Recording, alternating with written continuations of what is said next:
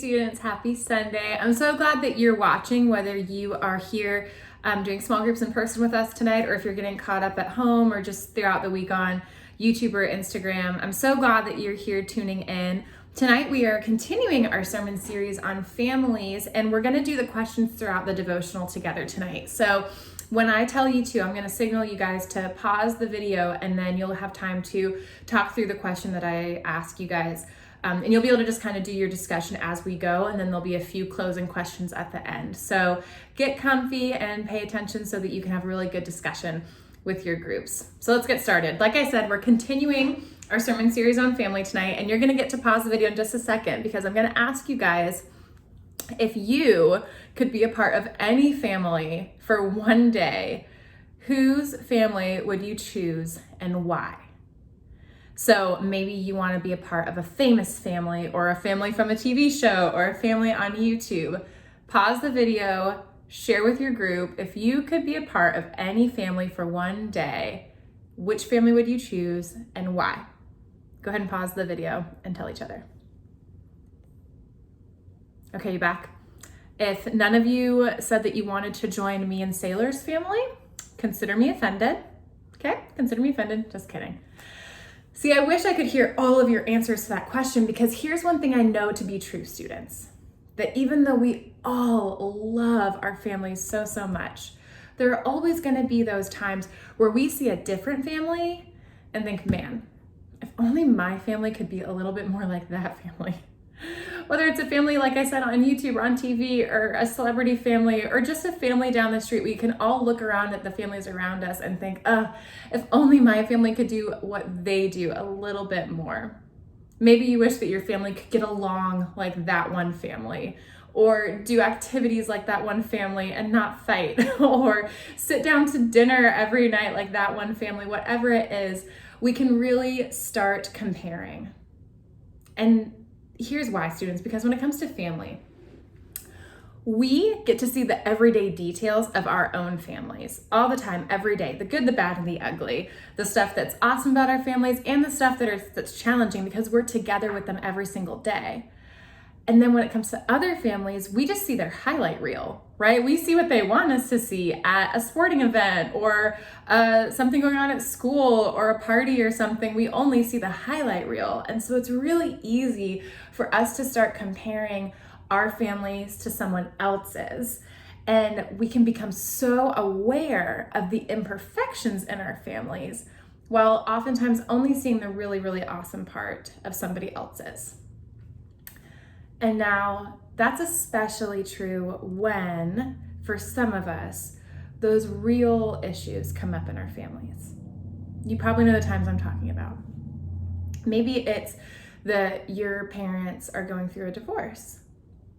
And maybe you feel like you're the only friend in your friend group that is really going through something like that. Maybe there's just so much tension in your house and in your family all the time, whether it's between siblings or adults or extended family. Maybe there's just so much tension and people just can't seem to get along no matter how hard you try.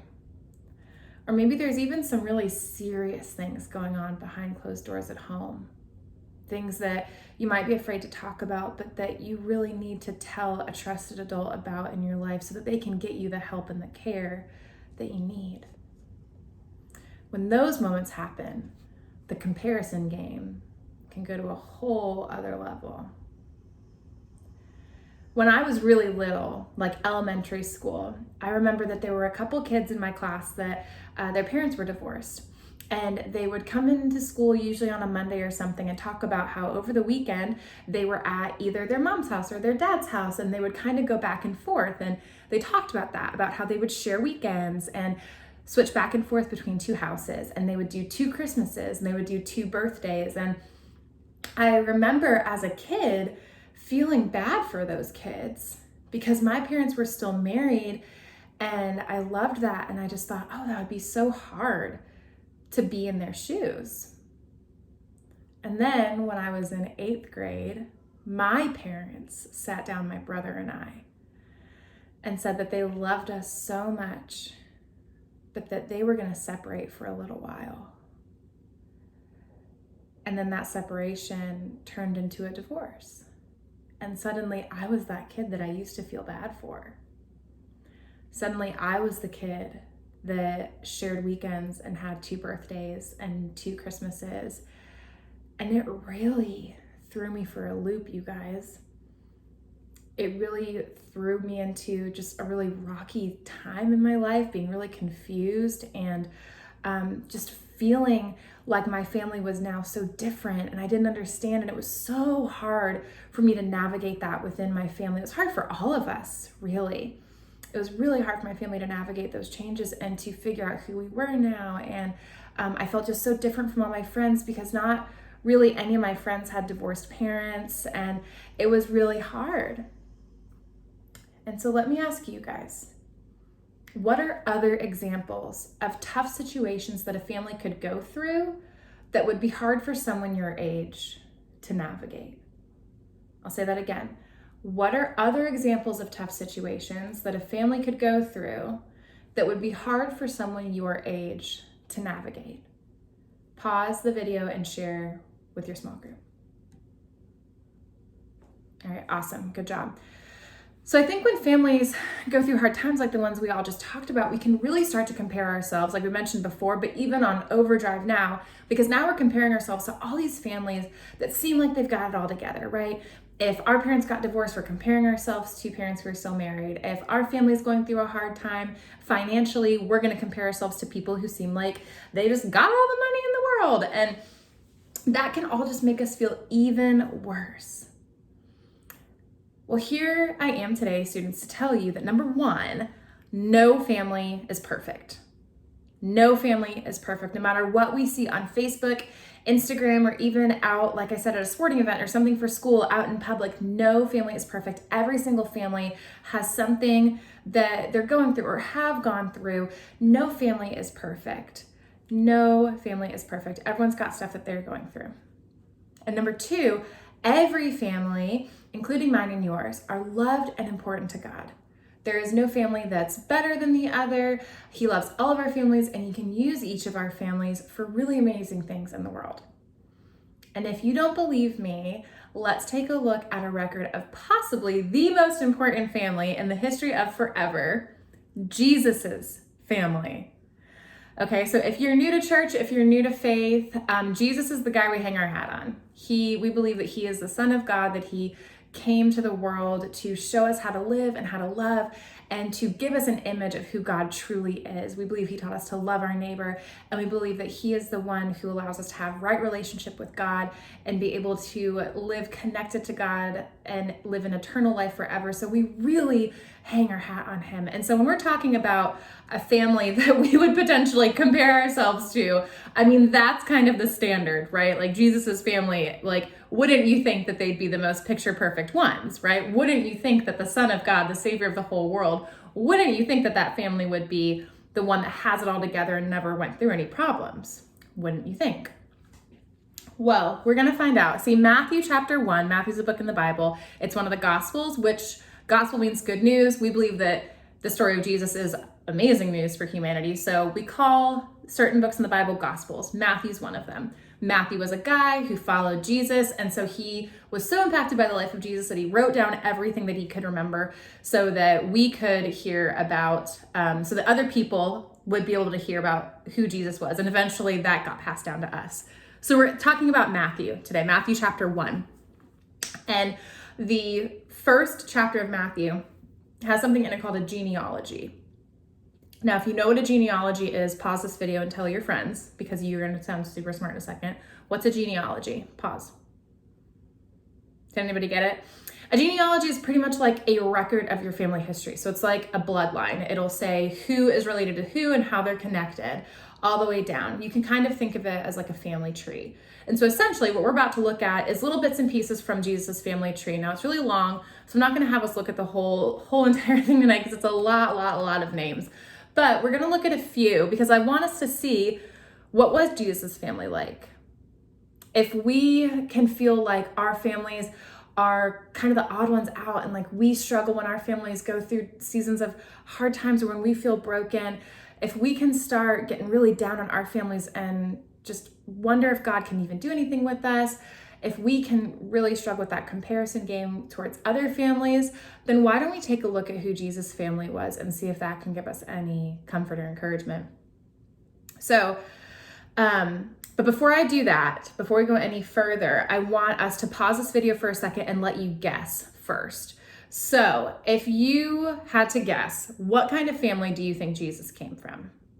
In other words, what kind of people do you think God would want to include in Jesus's family tree? Describe the characteristics you think Jesus' ancestors would have, and then come back and let's hear how that compares to what we find in Matthew chapter 1. Go ahead and pause the video and share with each other. All right, awesome. Now, let's dig into this family tree and see how your guesses compare to Jesus's real life family. So starting at verse 1 in chapter 1 of Matthew. My laptop's over here, so I'm reading right here. That's why my eyes keep going that way. It says, this is the genealogy of Jesus the Messiah, the son of David, the son of Abraham. So see, this is what the genealogy does. It says whose son is who and who's related to who and how do we get to the person that we're talking about, right? So this bloodline kind of thing is going. So it's kind of like a chain link fence or something. The son of Abraham. Abraham was the father of Isaac. Isaac was the father of Jacob.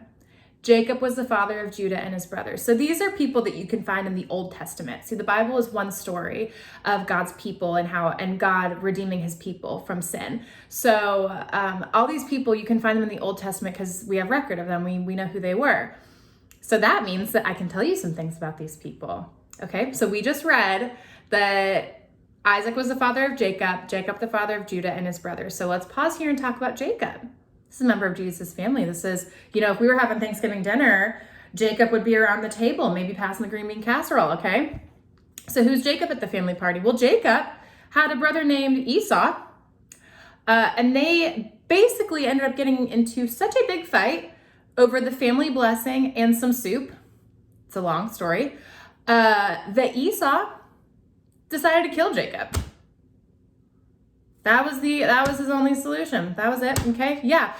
So talk about not exactly the most seamless, smooth, delightful family dinner, right? When you've got that tension thrown in the mix, maybe you've got some family tension. Maybe no one killed each other over soup, but maybe there's some kind of argument or fight that would make Thanksgiving a little bit awkward. I would say that Thanksgiving would get a little awkward with that family. All right. Awesome. There's one person in Jesus' bloodline. Let's continue. Verse 3, Judah was the father of Perez and Zerah, whose mother was Tamar. Perez, the father of Hezron. Hezron, the father of Ram.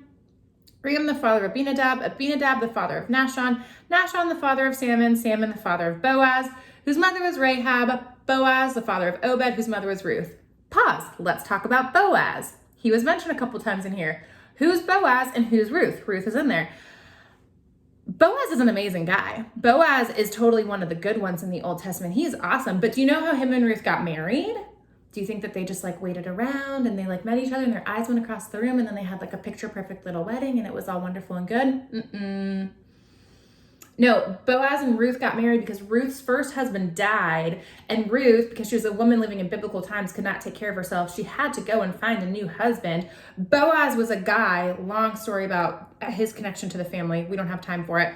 Boaz was a guy she knew she could ask for help. She goes and pretty much sleeps in this field that Boaz owns and has people working in until he marries her. She just went and slept out in that field and held out until he married her. That's how their wedding happened, you guys. It was not some picture perfect, beautiful, all together Pinterest, Instagram ceremony. She slept in a field until he married her, because if he didn't, she probably would never have survived because she couldn't work and feed herself. Okay, that's a thing. Okay, all right. Verse 6, Obed the father of Jesse, and Jesse the father of King David. Here's a great one. King David, the father of Solomon, whose mother had been Uriah's wife. Okay, David, the father of Solomon, okay, whose mother had been Uriah's wife. Who's Uriah? David, the guy that's related to Jesus, killed him. It's a bad choice. He killed him. David's son was born after David killed Solomon's mom.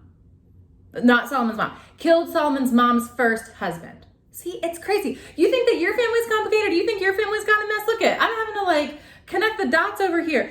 David killed Uriah. And then he ended up with Uriah's wife and had a kid, and it's so crazy. It's such a thing, right? And skip all the way down to the end where we get to see that in verse 16, we see this. It says, and Jacob, the father of Joseph, the husband of Mary, and Mary, the mother of Jesus, who's called the Messiah. We see Joseph, Mary, and Jesus. So Jesus' immediate family, made up of two people who were not even married yet. One, Joseph, is an older carpenter. Mary's just a young girl. They're pregnant by the Holy Spirit, and everyone thought that they were crazy. And then we see Jesus. He is born outside in a barn, and his first cradle is a feeding trough where animals eat. This is the birth of Jesus. This is the family of Jesus. This is the family that God chose to have his son born into. It doesn't look so picture perfect after all, does it? It doesn't look so family next door, or they must have it all together. It doesn't really look that way, does it? Maybe it looks a whole lot more like my family and your family stories than we thought. Maybe we can see our family in Jesus' family a little bit more than we would have expected.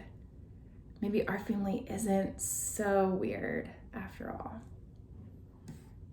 So let's take a sec, take a moment, talk with your group. What surprises you about what we just learned about Jesus' family? Take a minute and talk with each other. Awesome. Now, second question. Why do you think God chose these people to be in Jesus' family? Why do you think God chose these people to be in Jesus' family? Pause the video and talk to each other. Awesome. Now, students, I know that we laughed a little bit at some of these situations tonight, but this is what I want you to see. Jesus did not come from a perfect family. Jesus' bloodline did not have it all together, and his ancestors did not always get it right. They didn't always stay together. They had their ups and downs, and yet this is the family that God chose to have his son born into. And I think one reason for that, students, is that God saw past all of their mistakes. So yes, we can laugh and joke about how each person did these things that are questionable, even sometimes terrible or cruel, but that wasn't all that they were. They were also humans. They were people. They had likes and dislikes. They had good days and bad days. They made mistakes like me and you, but they were still human.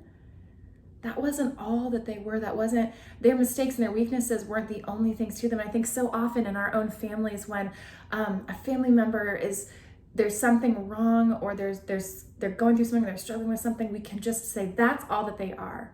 That problem, that struggle, that habit, that temper, whatever it is, we can say that's who they are, and we can really put ourselves at a distance from them. But God sees beyond those things. God saw that, sure, some of them made those questionable decisions, but they were also still his family. They were still his children, and God was still proud to have his son born into that family line. Students, if your family is currently going through a tough time, I want you to hear that your family is still of equal importance and value to God, just as much as the family next door. I want you to hear that even though it may seem like other families have it all together, that is usually not true. And I want you to hear that no matter how messy things get in your family is still God's family. And God is still proud to call your family his. Your family is still God's family, no matter how messy it gets. God was with all those members of Jesus' family. God was with them through the ups and downs. God was present in all of their lives, and God used their stories to lead them to be a part of the most amazing thing that ever happened in history, which was the Son of God coming to earth. God used this family full of real people, you guys, broken people, messy people, whole people, happy people, of people that were just like me and you. He used them to usher in Jesus into the world. Students, your family does not have to look perfect or feel perfect or be perfect. There's no such thing. Those things don't have to happen in order for them to be loved, to be valued, to be important, to be yours, to be used by God for amazing things. Students, the family that brought Jesus into the world was full of ups and downs, imperfections. And that's the family God chose for that most important job. And so students, if that teaches us anything, it's that on those days where we want to compare our families to another one, on these days where we feel like our family must be the only broken one, the only weird one, the only one with struggles, remember that's not true. That's not true. No family is perfect. Every family goes through things. And remember this. Remember Jesus's family. Full of ups and downs, full of messy people, but also full of people that God called his. Students, God calls your family his. God calls my family his. God loves our families. God wraps his arms around our families. And he commits to staying with our families through any up and any down. So, remember, no family is perfect. And your family is still God's family, no matter how messy it gets. Now let's finish up our small group discussions, and I'll see you in a minute.